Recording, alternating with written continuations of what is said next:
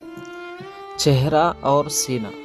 اے بہن، بعض گوشوں سے عملاً چہرے کے کھلا رکھنے کو جائز بتلا دیا جا رہا ہے، حالانکہ چہرہ ہی وہ دروازہ ہے جہاں سے ایک مرد کی عصمت کی چادر کا دشمن بن کر داخل ہونے کی کوشش کرتا ہے، اور پھر عورت کا سینہ جو اس کے جسم کے تمام اعضاء میں سب سے زیادہ پرکشش ہوتا ہے، ہر مرد کی نگاہوں کا نشانہ ہوتا ہے۔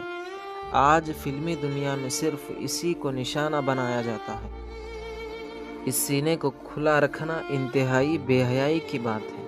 شوہر کے علاوہ وہ اپنے گھر کے تمام افراد کے سامنے، چاہے باپ ہو یا بیٹا ہو یا بھائی ہو، ان تمام لوگوں کے سامنے بھی اس کو پردے میں رکھنا چاہیے۔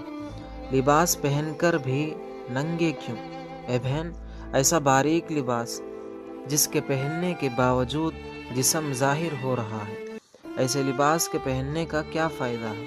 لباس کا پہلا مقصد ہی یہی ہے کہ وہ قابل شرم اعضاء کو چھپاتا ہے۔ پھر وہ باریک لباس جس کا پہننا اور نہ پہننا دونوں برابر ہو، تو تم ہی غور کرو کہ اس کا کیا فائدہ ہے۔ اس لیے ایسے لباس کے پہننے کی بھی ابھی سے عادت ڈالو جو تمہارے جسم کو پوری طرح چھپا کر رکھے، اور کسی غلط نگاہ رکھنے والے کی نگاہوں کا شکار تمہارا جسم نہ ہو، ورنہ یہی باریک لباس مردوں کے لیے فتنے کا باعث اور تمہارے لیے عذاب کا ذریعہ ثابت ہو سکتا ہے۔ اسکولوں اور کالجوں، بازاروں، دواخانوں اور شادیوں، بیاہ تقریب میں جاتے ہوئے اگر تمہارا لباس یا تمہاری بچیوں کا لباس ایسا رہا جس سے جسم جھلک رہا ہو، تو تم ہی بتاؤ کہ کتنے لوگ تمہاری وجہ سے گناہگار ہو جاتے ہیں۔ کون سا لٹریچر مفید ہے؟ اے بہن، ایسی قسم کی کتابوں سے پرہیز کرو جن کو پڑھنے کے بعد جنسی خواہشات پیدا ہو، اور وہ کتابیں دلوں میں ہیجان برپا کریں۔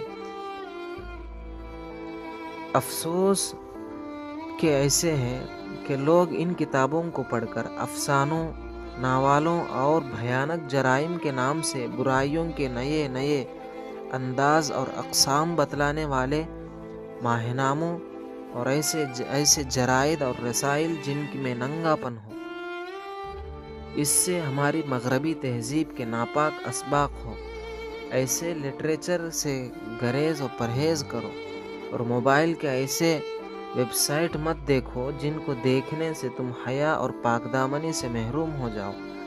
اس کے بجائے قرآن مجید پڑھو اور مستند تفسیروں کا مطالعہ کرو، دینی مسائل سے آگاہی حاصل کرو، نبی رحمت صلی اللہ علیہ وسلم کی سیرت مبارکہ پڑھو، صحابیات و تابعیات کی زندگی کا مطالعہ کرو اور ان پر عمل کرنے کی کوشش کرو۔ یہی وہ علم ہے جو تمہیں انسانیت کے دائرے میں رکھتا ہے، ورنہ یہ دنیاوی لٹریچر تو تمہیں انسانیت کے دائرے سے نکال کر باہر کر دیتا ہے۔